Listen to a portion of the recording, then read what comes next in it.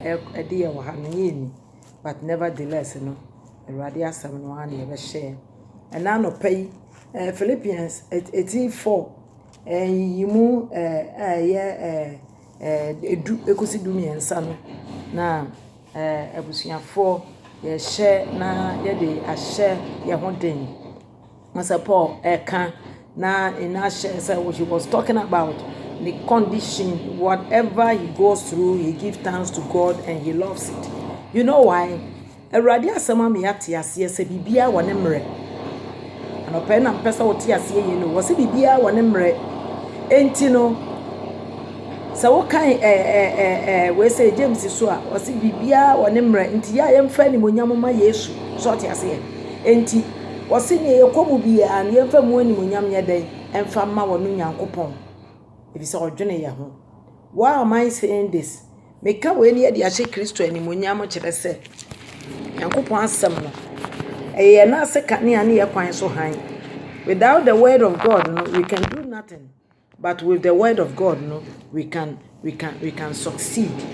So, and yes, sir, na Paul, person what say, Tibia, woman, why you? Ese se wa accepting no fa ne sa akosi ne end you there be Paul beti Nyankopon asem ase se bibia wo ne mre so te ase na Awurade se papa mo boni mu nso ayemfa na asema no enti se Nyankopon se papa mo boni mu ayemfa na asema no adenti na wo ma ne nyete bia na wo mu adofo no tie ni ye o wo se bibia ayemfa na asema no enti be bia ebrabo na koduro bia na se ye de na asema no ne tie ase se bibia wo ne mre emre bi beba Sati bia na yewom no ebia wonyankopon pemu no obetumi ayi afiri mu se yenyame pese nko awieye so a enye wo na wo mpe enye wo na wo reject ye yenyame pe hwe asase ya wo so eminuanom ye nipa dua ye kra ye bibia wo ye ekuta yen as a living soul no you are for Christ enti bibia wo ye bia no is about God so ati ase enti die nyame pese wo ye no eno na wo ye na no na Paul so e kan e di tu adofo no mfo se enye sete bia no enkasa no ope no but so nyame se enye ne sa ntie so wo fa nyame de no na wo go through so ahu na agidifo bebre yem pese ye be fa nyame asem na yama bibi ama Nyankopon ama nipa hu se bibia wo ne brent no eduru ba bia na ye tete ne ye ha na ye go through so many things na ye kasa na ye complaining. You bet me a complaining, but I want you to know, say, Nyankopon asem bi aniwa esesa. Nyankopon asem ensesa. Onti me sesa nyame asem mane nye yie. So ati ase, obi ani wo betumi asesa nyame asem a waka. De waka no na waka. Enti ida say ye be fa ana say ye be rejecting. Ne ya suffer more. Obi beka say me jai ye no na me koye de me pe no, I'm surviving, yes, but what will be the end? Ewieye besi sen se ewieye no betimi asi bibi e wo nyame ani so de a ene ene sese wutimi fa wutimi ma wani gye e wo tebia biara a wo bekomu o kristoni me pese bi tu ufo se memma wani mre tebia biara but tebia biara hallelujah and praise to the Lord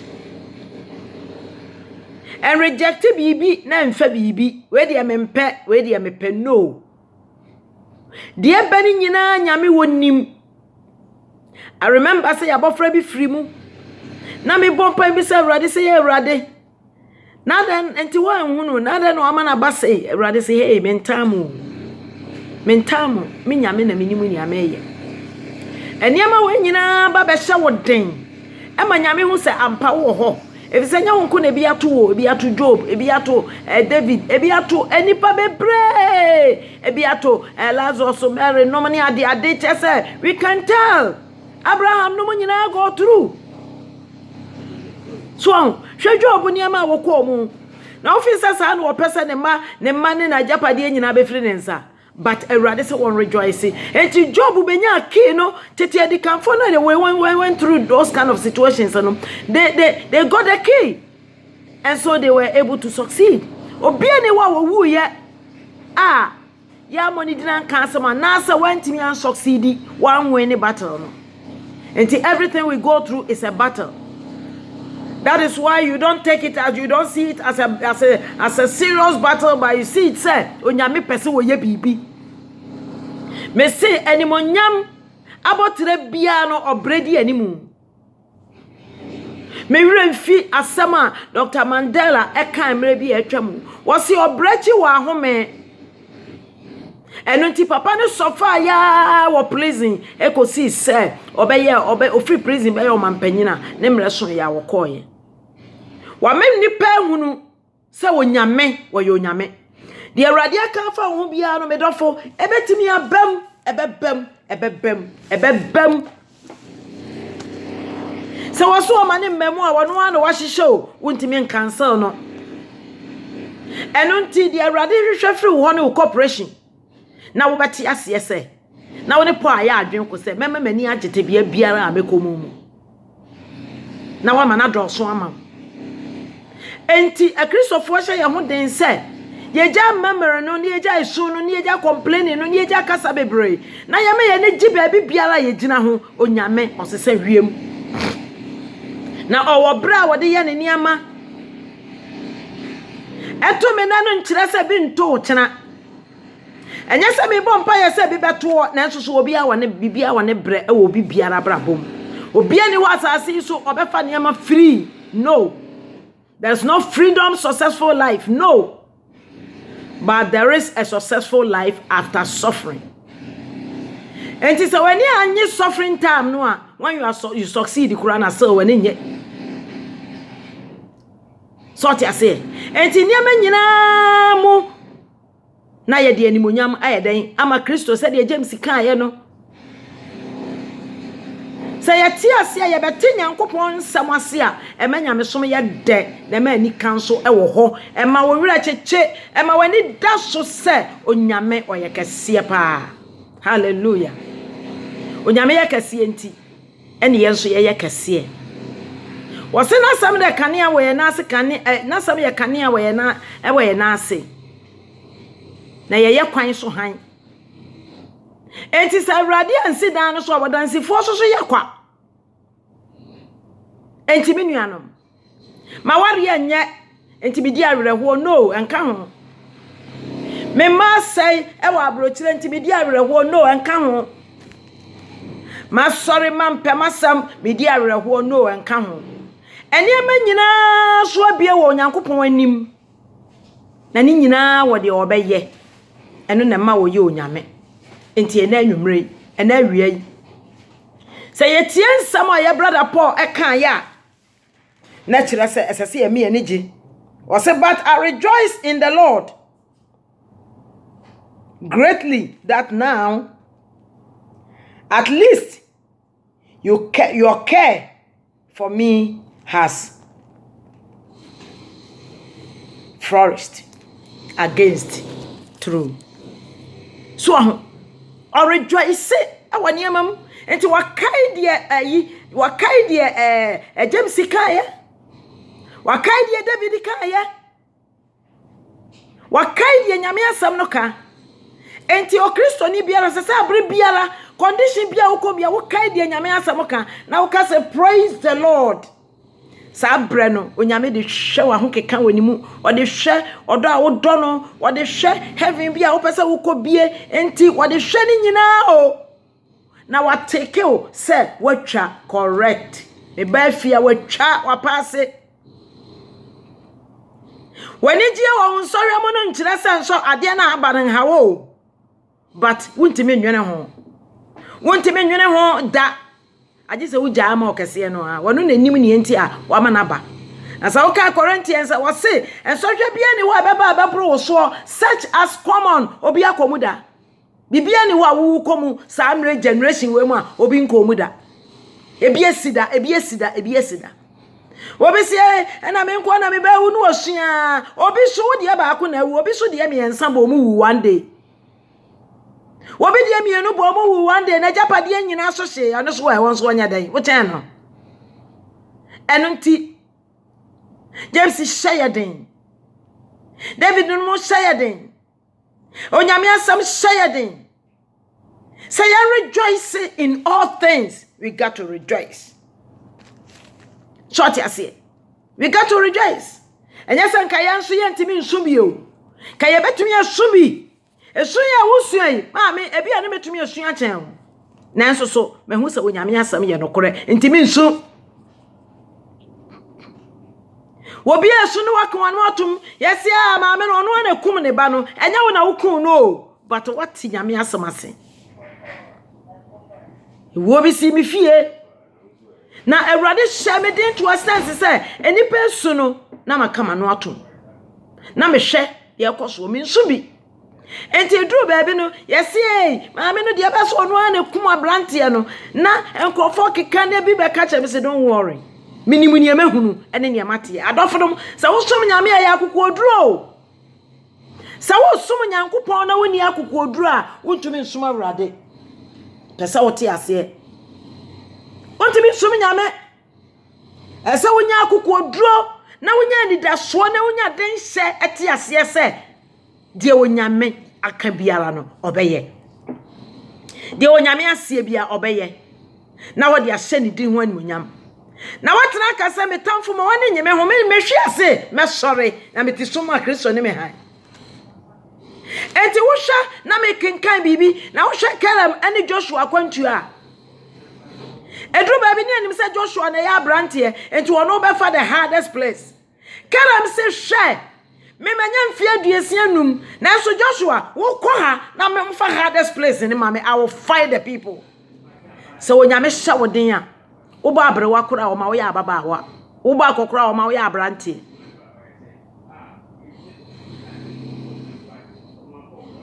sort ase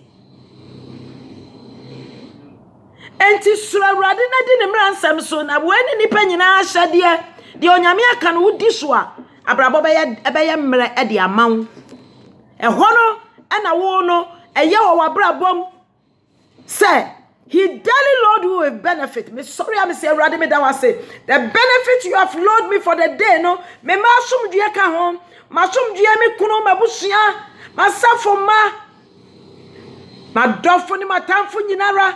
Nyina a part of the benefit I would yama me and ne manos me esu because he daily load us with benefit. Now Asakai will say he's God of your salvation, who escaped you from death. Erade me da se eya wo na wayi me afri owu amnam enti yare na me yare no me nwu I will live to declare the glory of God said ye nua bema ayi Philip ekan no sort ya se enti esese ye manyame asem eye no kware ema yen edru ba bia ye manyame ye nkontompofo ye pese ye no kware but enye yie onyame ye onyame enti ana no pa ma sama me kan se o Kristo ni biara o te sa abedua ensuo to awo gina ho enframa ebo awo yiyim o gina ho wonwo so. You are always happy and joyful because that says the Lord. So that says the Lord. Thou surely did care, but you lack opportunities. Not that I speak in regarding to need. And yes, I may be cassa, I want my own me come home, there be. Now, mommy, my managing in our home. If you say, you want it as well. So, for I have learned in whatever state I am to be concerned.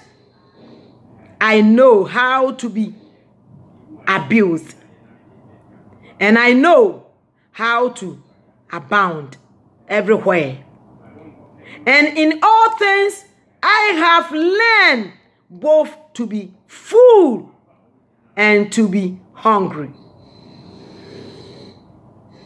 both to abound and to suffer need. I can do all things through Christ who strengthens me. Through Christ who strengthened me. I want to hear me done. And now when you're I got to take it adofom eda na mra na mu ode no na me ho ode no na mani agye na na mu oya no na wo mpe na ho na mfa de ya no ni nyina so amane hunu so ka Kristosom ho enti se me yare a be se me mama ni gie Bible say the joy of God is our strength se me koti bia bi mo me mpe se me mani gie se me baby tete se me mani gie na me de no emanyame eni amenyina mu ani gie ehye Kristo animonyam na ma Kristo animonyam ye kese e wone nsam a wakam se eni amenyina ehye Kristo animonyam ma ne nsam a wakan bam e wo yabrabom na yete ase se onyame oyonyame enti abusuafo kakra me so metimi aka na me de a contribute aka ho eduru awia na Awurade ma me adwen foforo me de beba beka ho enti nyese ye pe ya ba no ya na aba no ye pe na emom ye mpe kura no a ye be pe efise ka ho ya da bia ena nsuo togu pom eduru ba bia na atwe nanso onyame ye nokwafo enti me nuanom nyame yo ye so ni mu ye